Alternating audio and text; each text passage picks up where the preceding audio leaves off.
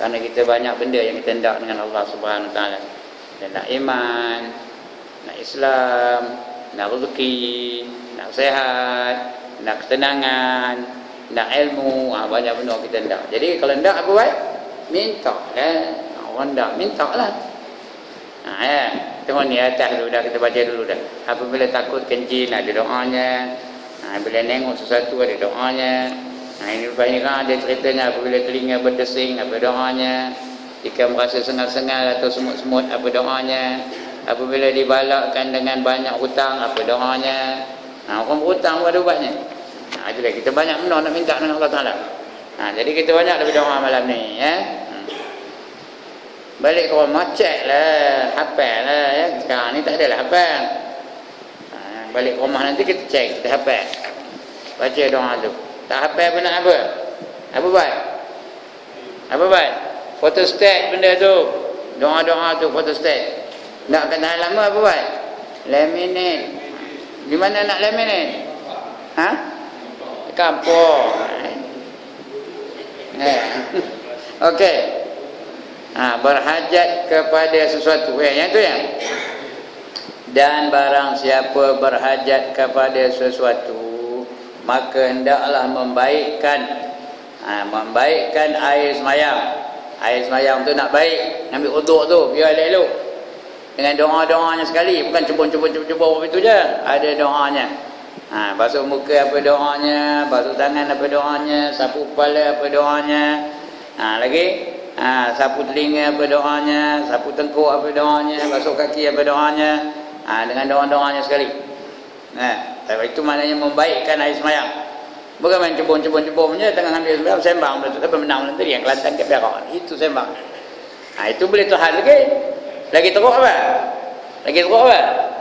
Berapa naik nombor hari ni? Lagi teruk jadi kita nak biar baik uduk kita tu. Bila baik uduk kita tu, maknanya sembahyang kita nanti akan khusyuk oleh Allah Subhanahu Wa Taala. Hendaklah membaikkan air sembahyangnya, kemudian sembahyang sunat hajat. Sembahyang sunat hajat 2 rakaat sahaja aku sembahyang sunat hajat 2 rakaat kerana Allah Ta'ala. Kita minta untuk anak kita ke, untuk keluarga kita ke, untuk suami kita ke, untuk isteri kita ke, kita sembahyang.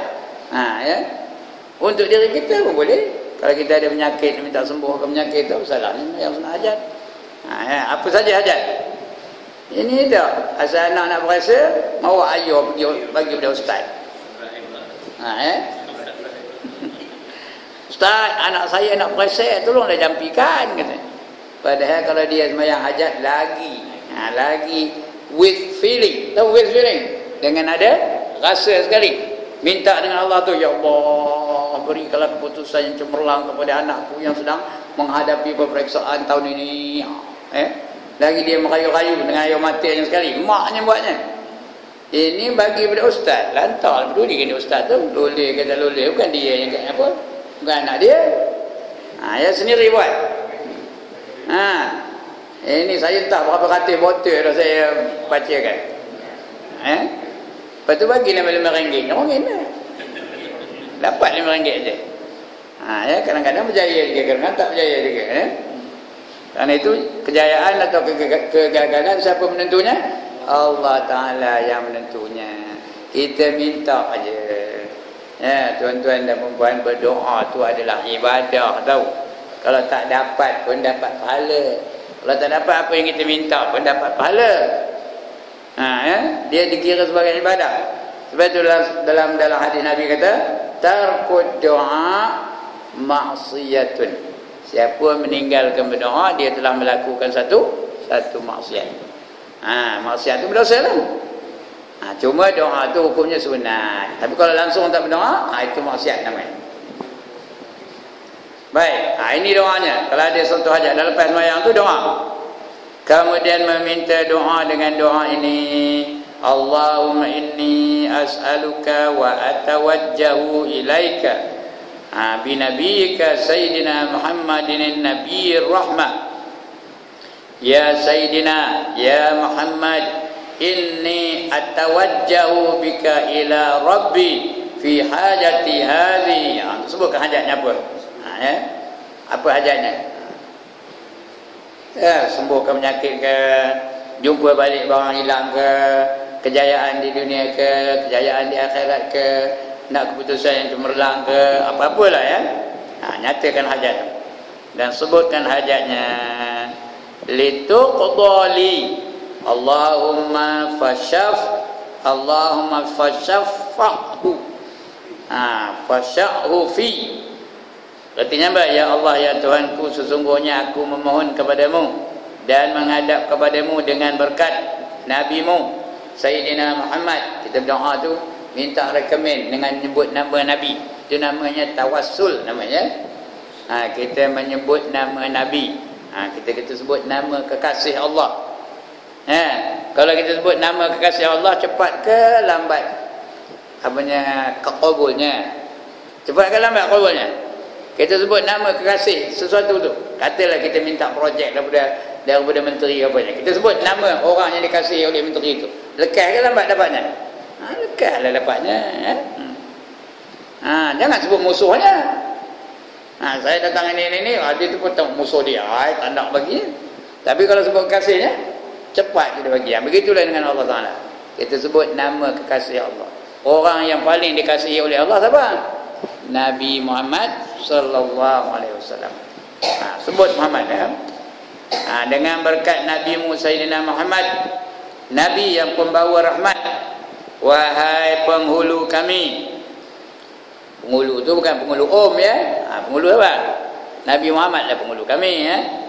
Wahai penghulu kami, wahai Muhammad, sesungguhnya aku menghadap kepada Tuhan, kepada Tuhanku dengan berkat-Mu pada menunaikan hajatku ini. Aku sebut nama kamu supaya Allah segera kabulkan permintaan aku, kerana kamu tu adalah kekasih dia. Macam kita jugalah, kalau orang sebut nama orang yang kita kasih, dia minta dengan kita, tak sampai hati kita nak menolak dia, ya ke tak? Nak minta minjam maksudnya, nak minjam dengan orang, kita sebut nama orang yang dikasihi oleh tempat yang orang minjam tu, tempat yang kita nak minjam tu. Sebut nama anak saudara dia ke, kawan saya tu sanu-sanu lah, itu anak saudara saya lah tu katanya kan. Lekas dah dapatnya, tak sampai hati dia nak nolak pun, tak apalah katanya. Allah tak adalah apa itu, tapi itu kaedahnya sama. Kita sebut orang yang dikasihi oleh Allah, dan orang yang paling dikasihi oleh Allah ialah Nabi Muhammad sallallahu alaihi wasallam. Bila kita sebut dia, segeralah dikabulkan oleh Allah Taala. Wahai Muhammad, sesungguhnya aku menghadap kepada Tuhanku dengan berkat-Mu. Berkat-Mu tu berkat Nabi Muhammad, pada menunaikan hajatku ini. Hajatnya apa? Sebutlah apa nama hajat-hajatnya. Maka sebutkan hajatnya agar diperkenankan untukku. Betul baru minta dengan Allah balik. Tadi sebut Nabi Muhammad, nak minta sebenarnya pada Allah, bukan nak minta pada Muhammad. Kita sebut nama Muhammad tu sebagai apa? Sebagai recommended, tukang recommend kita. Mudah-mudahan dalam mazhab Ahlus Sunnah wal Jamaah, tawassul tu hukumnya harus. Cuma Wahabi yang katakan tawassul tu syirik, nak minta hanya pada Allah je, jangan minta yang lain daripada Allah Taala. Itu kalau orang Wahabi Kenari banyak orang Wahabi dah. Orang muda-muda banyaknya Wahabi, nak minta pada Allah je, jangan minta yang lain kata.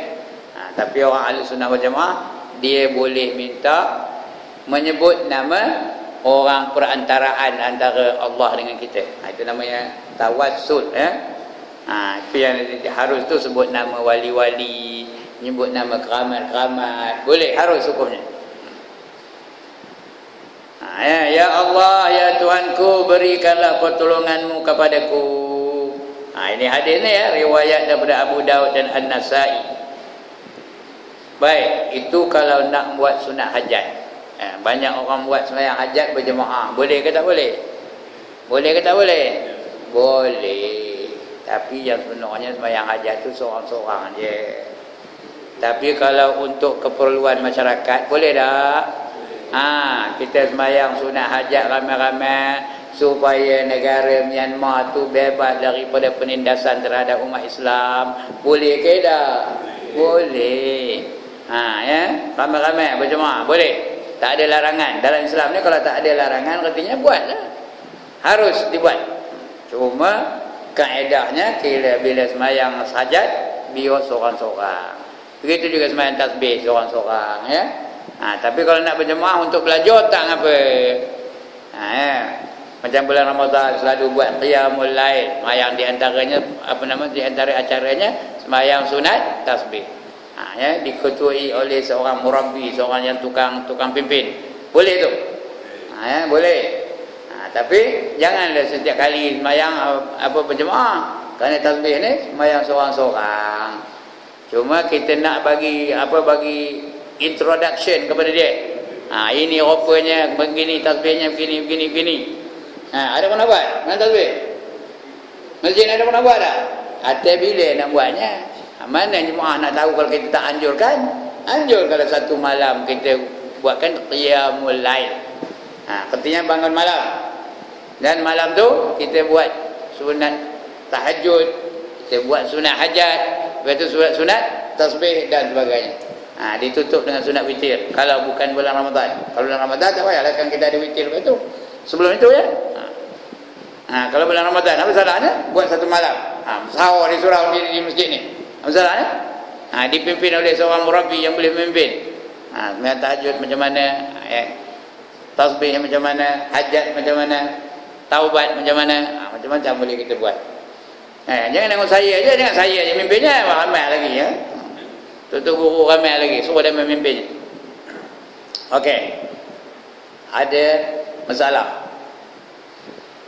Tak ada. Jadi masalahnya nak buat aja. Bila nak buat? Itu aja. Sembahyang sunat hajat. Kemudian apabila telinga berdesing. Ini ada penyakit ni, ada orang telinganya berdesing aja. Dan apabila berdesing telinga maka hendaklah menyebut Nabi sallallahu alaihi wasallam dan selawat atasnya. Selawat apa susah benar? Allahumma salli ala Muhammad. Allahumma salli ala Muhammad. Bila desing telinga ya, selawatlah kepada Nabi.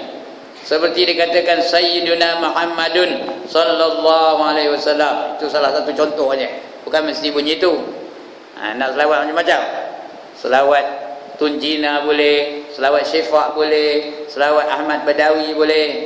Ada selawat Ahmad Badawi tahu?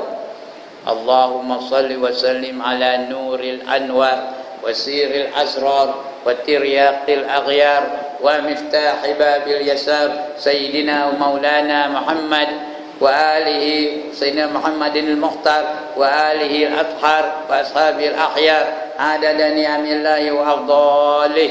Itu apa nama selawatnya? Selawat Ahmad Badawi, bukan Abdullah Badawi.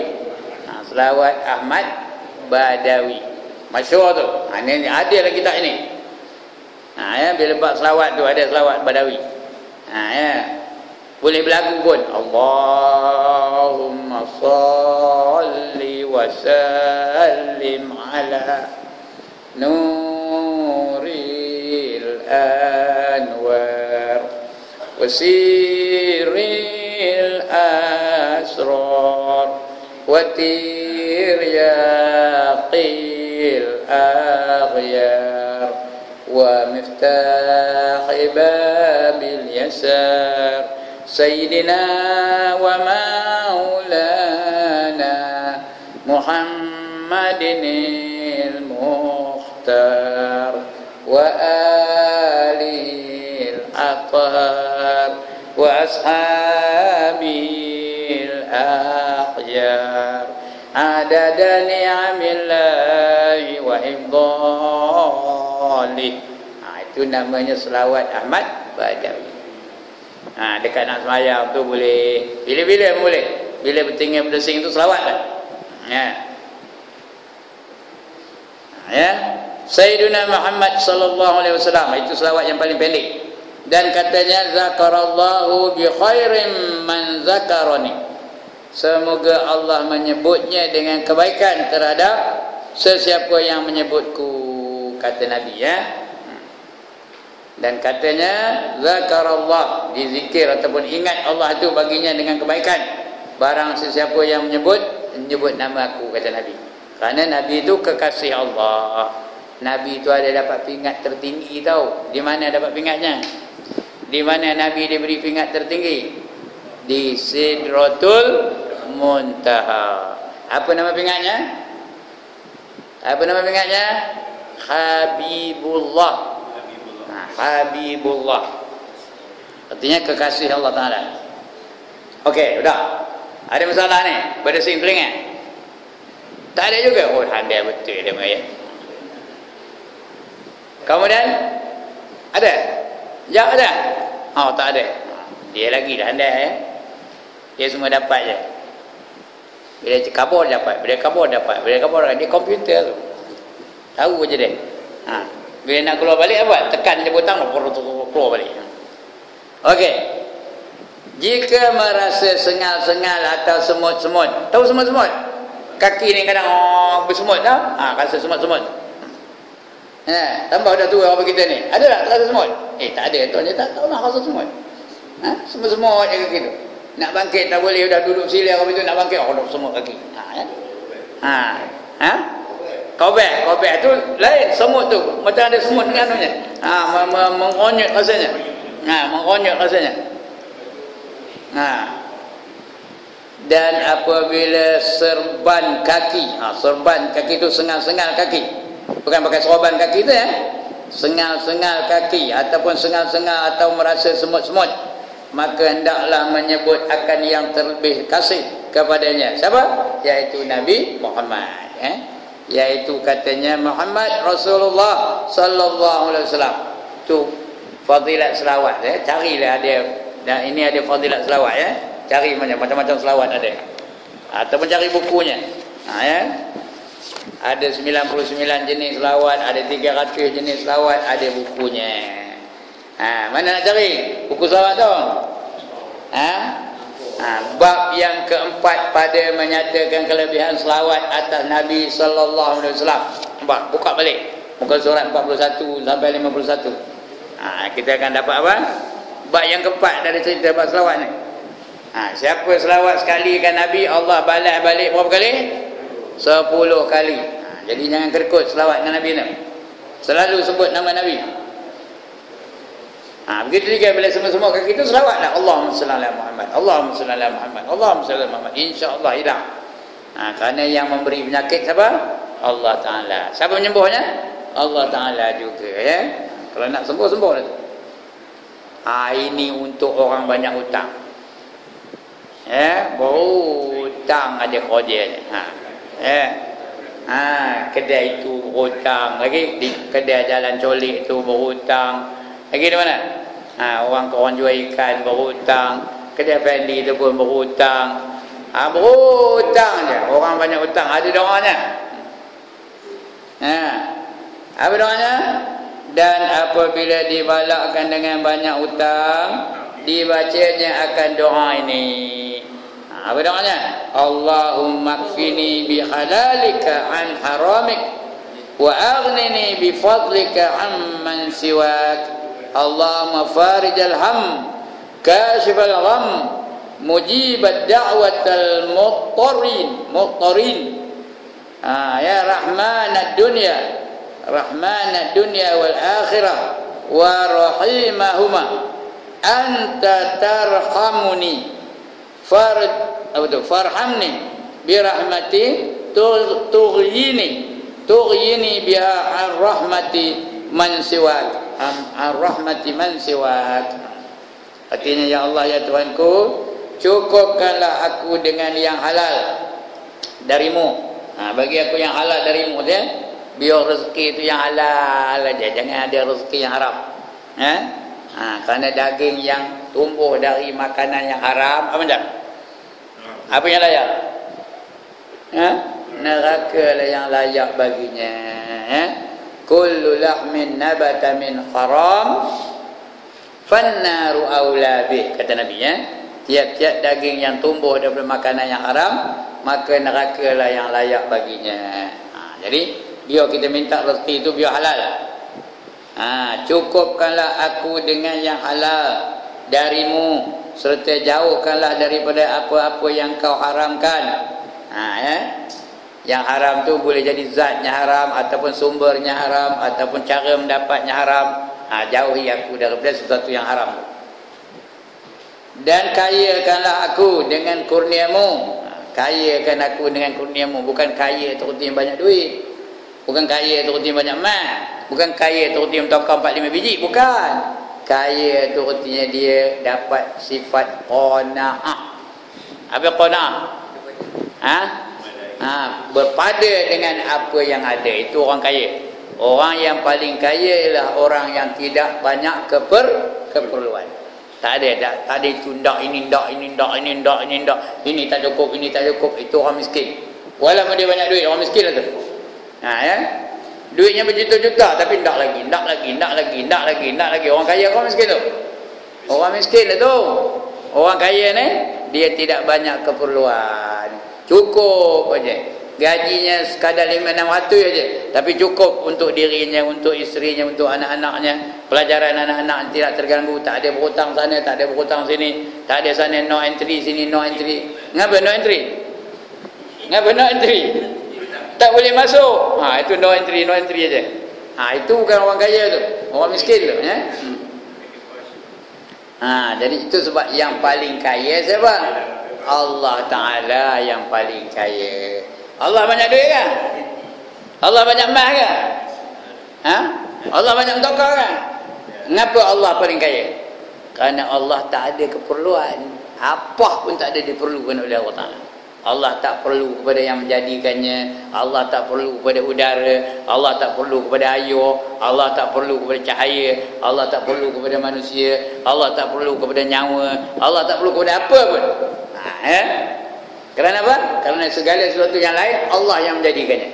Itu sebab Allah tu paling kaya. Wallahu ghaniyun wa antumul fuqara. Allah lah yang paling kaya dan kamu tu semua fakir-fakir belaka. Kita ni yang hendakkan Allah. Kita hendakkan Allah menjadikan kita. Kita hendakkan Allah memberi cahaya kepada kita. Kita hendakkan Allah mensihatkan badan kita. Kita hendakkan Allah bagi air nak minum. Kita hendakkan Allah bagi udara nak mendapat. Kita hendakkan Allah bagi apa? Mata boleh melihat. Kita hendakkan Allah bagi telinga boleh mendengar. Kita hendakkan Allah bagi apa lagi? Apa sajalah. Semuanya kita hendakkan Allah Ta'ala. Ya, Allah tak nak pada kita. Tak perlu apa-apa dengan kita. Itu sebab Allah tu Maha Kaya. Jadi kalau dia susah, ada hidupnya susah, hutang je sana sini, doa tu ya. Ya Allah ya Tuhanku, cukupkanlah aku dengan yang halal darimu, serta jauhkanlah daripadaku apa-apa yang kau haramkannya, dan kayakanlah aku dengan kurniamu, iaitu hingga aku tiada berhajat kepada selainmu. Aku tak berhajat kepada lain, aku hanya berhajat kepada kamu aja ya Allah. Ya Allah, wahai Tuhanku yang melapangkan diri dari kesedihan. Nak hilang kesedihan siapa? Allah Ta'ala aja. Minta dengan Allah Ta'ala. Nak tenang jiwa, minta dengan Allah Ta'ala. Kerana jiwa tu siapa yang mengurusnya? Allah Ta'ala. Ya. Nak tenang jiwa hisap dadah, mau ke tenang? Nak tenang jiwa minum arak, mau ke tenang? Nak tenang jiwa nengok kotak bingung tu, mau ke tenang? Tak ada maunya tenang, tambah serabut. Nak tenang jiwa apa buat? Apa buat? Banyak mengingati Allah. Tenang dah jiwa tu. Ini boleh dicuba, boleh dipandu, boleh diterak. Boleh cuba pandu terak. Banyak ingat Allah, nescaya jiwa akan jadi tenang. Kerana Allah dah khabar begitu. Ala bi zikrillah tatmainnul qulub. Ketahuilah kamu dengan banyak berzikir, banyak mengingati Allah itu akan menjadi jiwa-jiwa tenang. Tak ada gelisah, tak ada kelang kabut, tak ada nak metor je kerjanya, tak ada nak merampui je. Minta dengan Allah. Yang menghilangkan kedukaan, yang memperkenankan doa orang yang sangat-sangat memerlukan. Yang boleh memperkenankan doa itu hanya Allah saja. Wahai Tuhan, pengasih di dunia dan di akhirat, yang maha mengasihani di dunia dan di akhirat, Engkau juga mengasihaniku, maka kasihanilah aku dengan rahmatmu, sehingga dengannya Engkau kayakan aku dari rahmat sesiapa pun selain kamu. Aku tak perlu rahmat dari siapa yang lain melainkan Allah Ta'ala saja. Ini doanya. Hafal ni, boleh pun selesai. Kemudian laminate dia. Tu simpan bawah bantal. Baca setiap malam. Lama-lama hafal tu. Kalau dia baca selalu. Kata Abu Bakar As-Siddiq, kenal ke ni Abu Bakar As-Siddiq? Kenal ke? Orang nama Abu Bakar As-Siddiq kenal ke? Siapa orangnya? Menteri ke? Siapa? Tuan guru ke? Sahabat yang paling dikasihi oleh Nabi Muhammad sallallahu alaihi wasallam. Namanya Abu Bakar As-Siddiq. Dia membenarkan Nabi tu. Dalam peristiwa Isra' dan Mi'raj, datang Abu Bakar kepada Abu Jahal. Abu Jahal ngabur kepada Abu Bakar. Kamu percaya ke cakap Muhammad? Dia mengatakan dia pergi ke Baitul Maqdis. Dia pergi jumpa ini dalam perjalanan. Sebelum sempat subuh dia dah balik ke Mekah. Kamu percaya ke? Kata Abu Jahal. Cerita yang tak logik ni.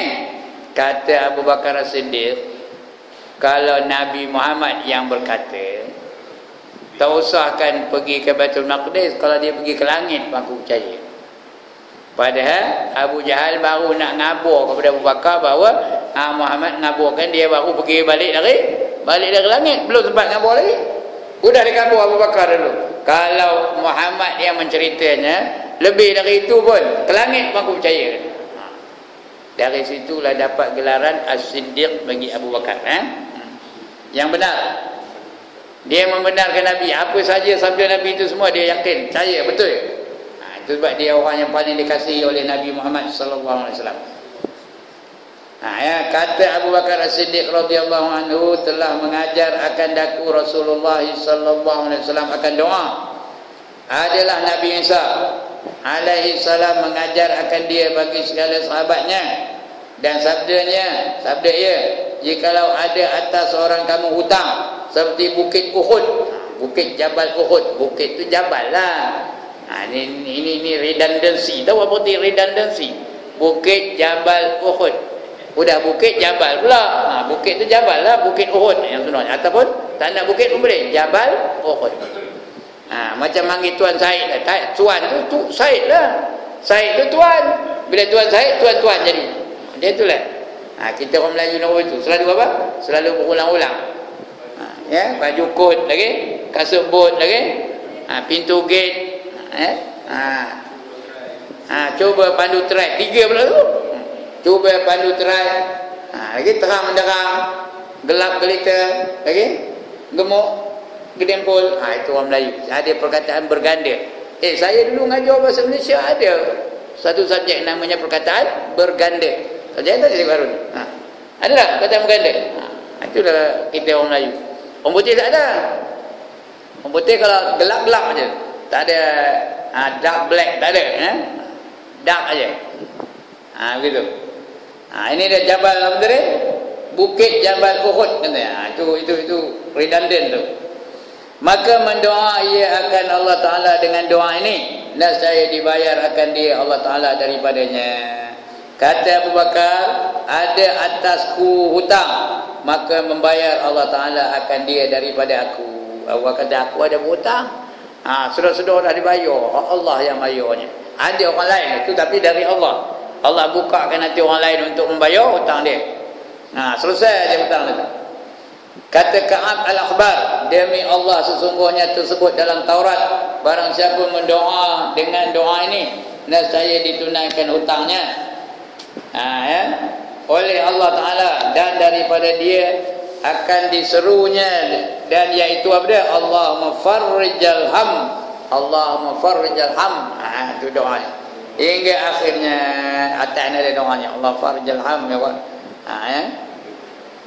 Allahumma farijal ham, mana dia?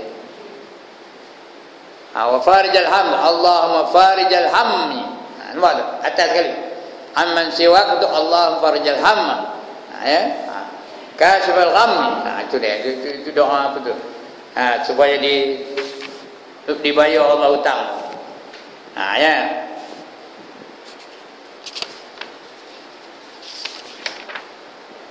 Hingga akhirnya, atau dibacanya doa ini, atau nak itu baca ini, Allahumma malikal mulk tu'til mulk man tasya' wa tanzi'ul mulka mimman tasya' wa tu'izzu man tasya' wa tuzillu man tasya' biyadikal khair innaka ala kulli syai'in qadir. Itu ayat Quran tu tau. Ini bukan rahmanad dunya wal akhirah. tu'tihima man tasya' wa tamna'u minhuma man tasya' irhamni rahmatan tughnini biha, ya, rahmatan tughnini biha an rahmati man siwak, ya. Yang atas tadi ayat Quran tu, Allahumma malikal mulki tu'til mulka man tasya'. Ada tak baca lepas main maghrib? Ya, tadi ada baca tak? Ya. Tapi baca biarlah benar-benar bacanya, ya. Allahumma malikal mulki, Allahumma malikal mulki tu'til mulka man tasya'. Dengung, ya. Man tasya'. Tasya' tu 5 harakat. Jangan tasyak aja. Tasyak. Ya, watan, dengung tu. Watan li'ul mulka mimman tasyak. Mim tu dengung, man tu dengung lagi. Mimman tasyak. Syak tu berapa? 5 harakat juga. Ya. Wa tu'izzu man tasyak. Man tu dengung. Tasyak tu 5 harakat. Wa tuzillu man tasya' biyadikal khair innaka ala dengung. Kulli syai'in qadir. Ya. Betul baca rahmanad dunya wal akhirah. Tu'tihima man tasya' wa tamni'ul man minhuma man tasya'. Dengung tu, ya. Irhamni rahmatan tughnini biha an rahmati man siwak. Artinya, ya Allah, ya Tuhanku, wahai Tuhan yang memiliki kejayaan, Engkau berikan kerajaan kepada yang Engkau kehendaki. Siapa yang kamu nak bagi kerajaan, dia adalah berkuasa. Ya? Sebab kita berusaha nak menjatuhkan Yahudi, tak terjatuh juga, kerana Allah izinkan dia dapat kerajaan masih lagi. Tapi time dia nak kalah besok, akan kalahlah Yahudi itu. Jangan takut, ya. Siapa yang Tuhan nak menang, bagi menang-menang lah. Siapa yang Tuhan nak bagi kalah-kalah lah tu. Ya. Engkau berikan kerajaan kepada orang yang Engkau kehendaki, dan Engkau melucutkannya daripada orang yang Engkau kehendaki. Tengok Ferdinand Marcos. Dia baru lepas pilihan raya, baru lepas menang 90 lebih % menangnya. Tapi kalau Allah kata kamu down, macam down lah dia. Soeharto berapa tahun? 32 tahun. Bila Allah kata you go down, down you go. Begitu juga Saddam Hussein, begitu juga Idi Amin, begitu juga macam Husni Mubarak, dan sebagainya. Kalau Allah kata down, down lah tu. Allah yang menentukan segalanya. Lagi apa? Engkau menghinakan orang yang Engkau kehendaki dan memuliakan orang yang Engkau kehendaki. Kalau Allah nak muliakan, mulialah. Tengok Nelson Mandela, berapa tahun dia jadi banduan. Akhirnya dia lepas dari banduan, jadi orang yang paling mulia di Afrika Selatan. Siapa pergi Afrika Selatan mesti melawat Nelson Mandela. Dia statesman yang agung, dah mati dah pun. Ya. Siapa pergi Afrika Selatan, dia mesti melawat, menziarahi Nelson Mandela ketika dia hidup dulu lah. Jadi statesman. Kenapa? Allah memuliakan dia di dunia ni lah. Ya, kadang dia kapior lah, ya. Ya. Engkau kehendaki dan memuliakan orang yang Engkau kehendaki. Di dalam tangan kekuasaanmu sajalah kebaikan itu berada. Wahai Tuhan pengasih di dunia dan di akhirat, Engkau berikanlah keduanya kepada orang yang Engkau kehendaki, dan Engkau mencegah keduanya daripada orang yang Engkau kehendaki. Kasihanilah aku dengan rahmat-Mu, sehingga dengannya Engkau kayakan aku dari rahmat lain-lain selain Kamu. Meriwayatkan Ibnu Abbas dan juga Tabarani. Wallahu a'lam. Nanti kita akan baca apabila ditakuti akan bala atau berlaku huru-hara. Okay, that is all for tonight, and there will be no question and answers for now. Pasal ada program lepas ni. Jadi cukuplah setakat ini. Salah silap minta ampun, minta maaf. Aqulu qawli hadza wa astaghfirullahal azim li wa lakum. Assalamualaikum warahmatullahi wabarakatuh. A'udzu billahi minasyaitonir rajim. Bismillahirrahmanirrahim. Alhamdulillahirabbil alamin wassalatu wassalamu ala